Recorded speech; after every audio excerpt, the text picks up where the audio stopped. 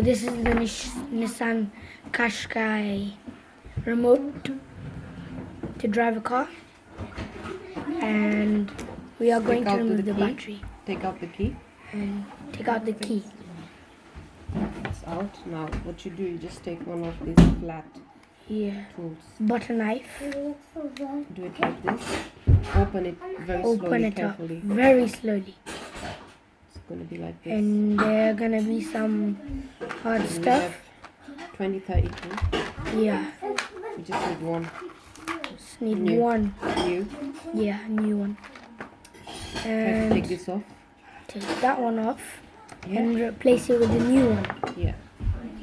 Let's put it back in here. Yeah. This way, yeah? Yeah. Done. Okay? Make sure you do not mix them up. Yeah, don't mix them up. And then just replace it back. Might want to carefully, because yeah. So might want to squeeze it a little bit, but not that hard. Yeah. Yeah. And okay. Place this one back again. Done. Yeah. It was just 5 seconds job. It's not that hard. What you need is just like 2032 battery. Make sure always is a lithium one.